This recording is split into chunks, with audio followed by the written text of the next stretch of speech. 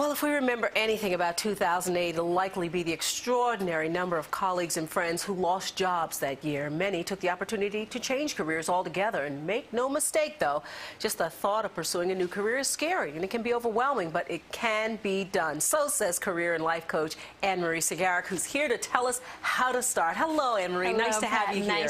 Thanks for having me. It is such a frightening thought, but some people, were forced into it. And It is a good chance to stop and just kind of regroup and say to yourself, what do you love? What can and how can you make money at doing what you love too, right? Absolutely.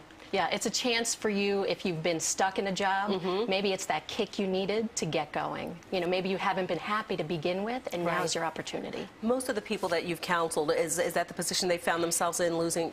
It's funny because honestly, I'm seeing both. I'm seeing people who have lost their jobs who are saying, you know what, I didn't like that job anyway. Yes.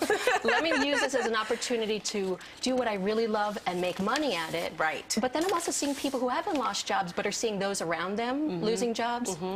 And they're saying to me, you know what, maybe it's not a great time, but I want to take control. I want to do work that matters to me. So I'm really seeing it come on both ends. And at least be prepared for the eventuality if you think. So what do you think? We picked out a few of the things in your book, 107 points, right? To step into the right career, 107 tips.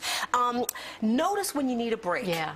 And take it. That sounds so easy, Annemarie, but I know. It's hard. You know who it's hard for? The people that have been laid off. Because you feel guilty, don't you? Like if you've just lost your job, you don't want to take a break and go to lunch or dinner or grab a movie, but sometimes that's exactly what you need to do.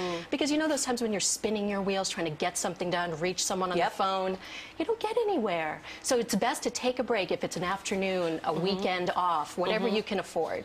And that's a key, whatever you can afford, because all of us should be following that rule to the letter, saving money. And absolutely trying to put away 6 months of savings so you can live for 6 months in the event that you do. Absolutely. Another one of your suggestions, which I found interesting, join the professional association of your dream career. Yes, do it in advance. So it's the sort of act as if mentality. Visualization, right? Exactly, visualization.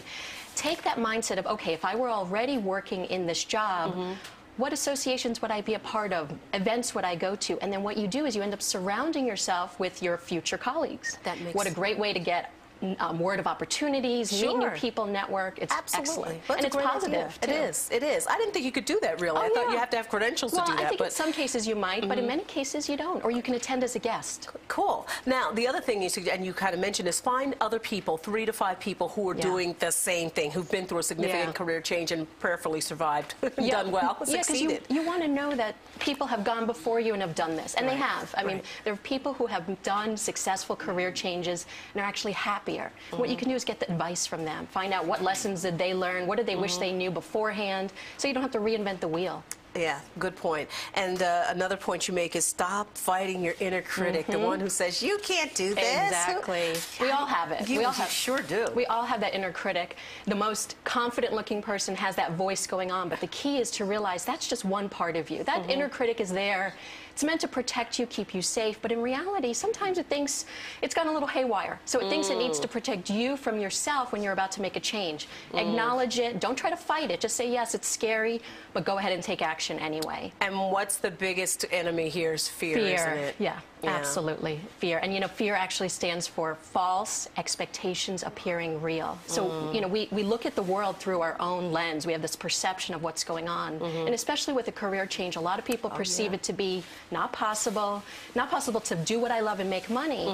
But that's not true. I know people personally, have helped people who have actually changed careers. They do what they love, and they're even making more than they were making before. Wow. So it is possible. It is totally possible. So it's a big event coming up. Yes. Tell us about it. On January 14th, I'm going to be doing a workshop and book signing at Barnes & Noble Lincoln Center at 66th Street, Broadway.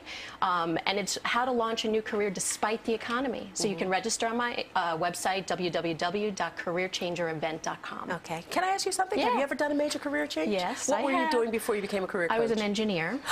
So here I am, engineering degree, coach, helping people find their purpose in life and change careers. So I did it, so I know. I know what it's like. Fantastic. The registration again is www.careerchangerevent.com. The event is January 14th. January 14th. Very good. Annemarie, thank you so much for sharing. I really appreciate it. Thank you.